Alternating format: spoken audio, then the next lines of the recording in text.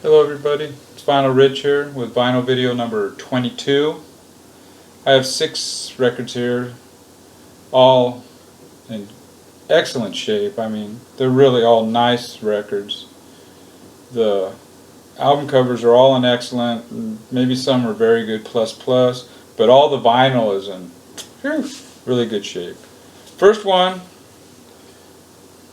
Stevie Wonder, Innervisions. I like that early 70s Stevie Wonder. This album came out in 73. Really cool gatefold. This has the hit Too High and Living for the City, Higher Ground. Stevie Wonder actually plays all the instruments on this album. Even the drums, everything. Really, this was a turning point for this one in the Talking Book, the one that came before this. Some of his later 60s stuff I like, but the early 60s Stevie Wonder I'm not a really big fan of. And it's on the Tambula label. Very good album, and it's in pristine shape. This next one, this is a band. I believe they're from California. I'm not really sure. I didn't do any research on any of these albums. But the reason I say I think they're from California, they used to play Bakersfield quite often in the early 70s. This is a band I saw, Sugarloaf. Really good album. I've seen this one shown a few times. They had their one hit, Green Eyed Lady. I don't believe they had any other hits after that. And that was one of those songs, it's like over 6 minutes, I believe. Yeah, 6 minutes and 49 seconds, almost 7 minutes. And it's one of those long songs that they actually played on the radio. And this is the gatefold, the back cover. If you're not familiar with Sugarloaf, check out Green Eyed Lady on YouTube. Really good song, and this is like it's brand new almost. I mean, unbelievable. And it's on Liberty label. Now this next band, they're another band I saw maybe 3 times, and yeah, 3 times. I saw one time when the Clash came out with London Calling. They played the Hollywood Palladium. I believe it was six nights. They played it for the whole week. Played there for the whole week. And this band was the opening band, the Specials. I went and saw. I think I got tickets. I don't know, Tuesday or Wednesday night. And the Clash, they were so good. I ended up getting tickets for, I think, that Saturday or Friday night. So I saw them twice. But that band, they had so much, everybody in the whole band just had so much charisma. I mean, it was a spectacular concert. The Specials, they weren't so spectacular. They were kind of underwhelming.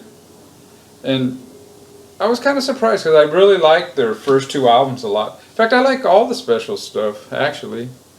This is the back. You can't really... There's a picture of the band. And I like this album. This has got to be a reissue. It's got barcodes. But I don't care. And this is the inner sleeve. It's got all the lyrics. Really good album. And the third time I saw them, they were an opening band once for Public Image. Now this next album is a record I had never seen before. I was unaware of it. I ran across it and I go, wow. And it's the Roxy, London, WC2, January through April 77. So this is all live recordings at the Roxy. in January to April of 1977. This is about the time that I started getting into punk. First show I went to was at the Whiskey in '76, and Whiskey A Go Go in Hollywood. And I saw this album and I go, man, I wonder what this sounds like. So I looked it up on my phone real quick, went to YouTube, and I played a Buzzcocks tune. I go, man, really good quality. And A Slaughter in the Dogs, I played that and I go, yeah, I'm picking it up. It's very good quality.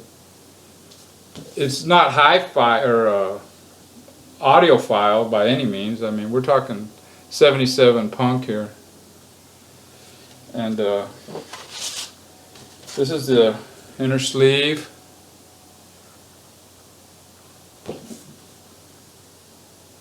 Really cool.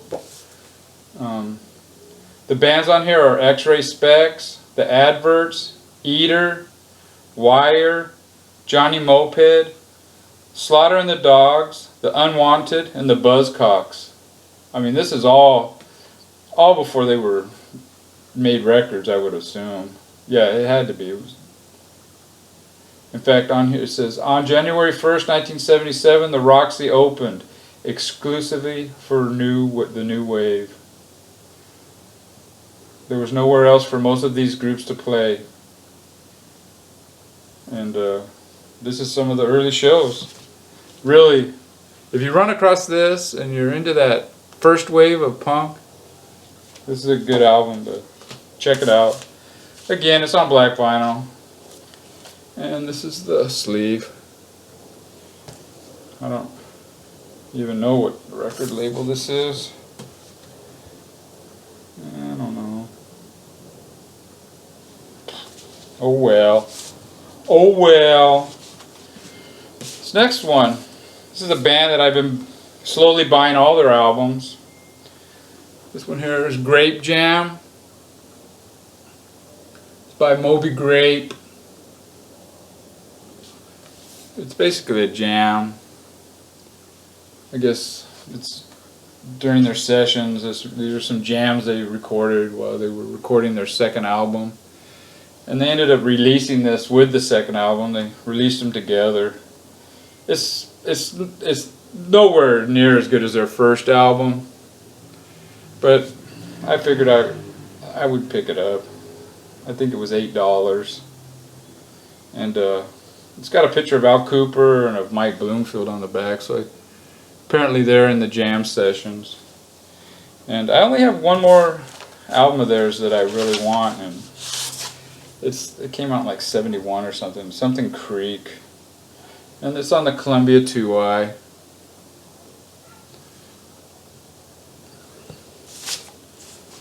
Pretty good. I mean, it's not something I'm going to listen to all the time, but it's cool to have. And like I said, I think I have all their albums except for the one. They have a troubled history, and I went into it in one of my past videos, so I'm not going to go into it here. This last one here is probably, for me, it's the best of the bunch. That and that Roxy. Although they're all good albums, but this one I was really surprised to find. Pearls Before Swine.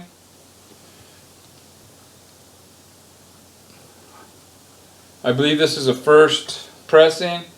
It's got the white border on the two sides. It's kind of a brownish tint.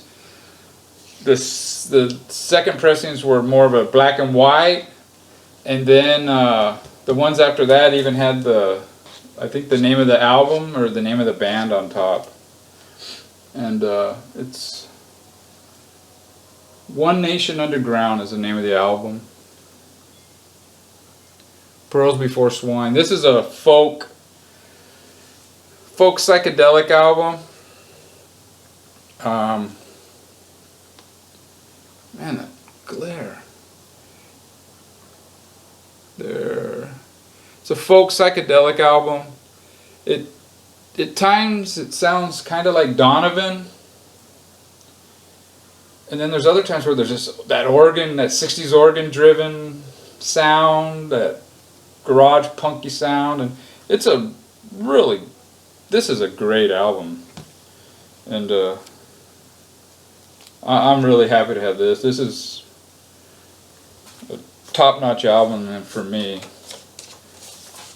And this is the label. That's what the label looks like. It's got that weird looking guy on there. And it's on some small label. These guys were from Florida. And it looks like ESP Records. This is ESP 1054. Yeah, it's some label that I believe later they got signed to, yeah, this is ESP.